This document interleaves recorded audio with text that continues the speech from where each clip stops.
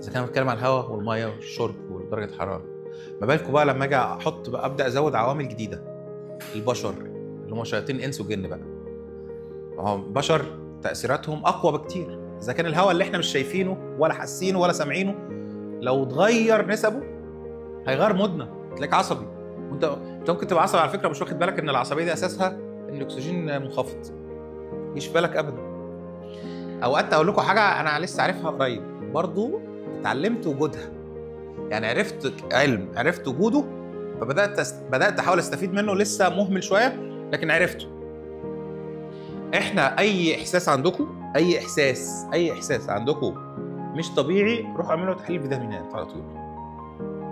احساس مش طبيعي، مخنوق، متعصب، مودك مش حلو، اعمل تحليل فيتامينات. تخيلوا عملتها، جربتها، اتفاجئت بصح.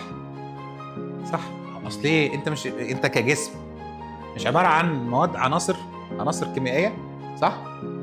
الفيتامينز دي في جسمك هي اللي بتاثر على الوظائف بتاعتك كلها.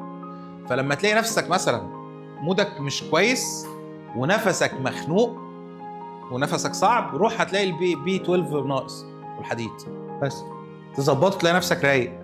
سبحان الله. طب المشاكل بقى عادي، لا هتتفاجئ ان حتى المشاكل اللي انت كنت متخيل ان هي اللي عامله معاك كده بقت سهله. المشاكل موجوده، هتتفاجئ ان المشاكل لسه موجوده، بس انت نفسيا او جسديا زي الفل، عادي بتتعامل معاها كانك بارد. ليه؟ انت خليت كل الارقام بتاعتك مظبوطه. فاول ما تلاقي نفسك في حاجه مش مظبوطه في مودك نفسي مش هقول لك نايم صاحي، ليه بقى؟ لسبب من اتنين: يا هو الفيتامينز في جسمك متاثره فاثرت على حالتك، او العكس، حالتك اللي متغيره فاثرت على جسمك. لو انت ظبطتهم هترجع انت كل حاجه مظبوطه برضه، وكده المشاكل كلها بتتحل.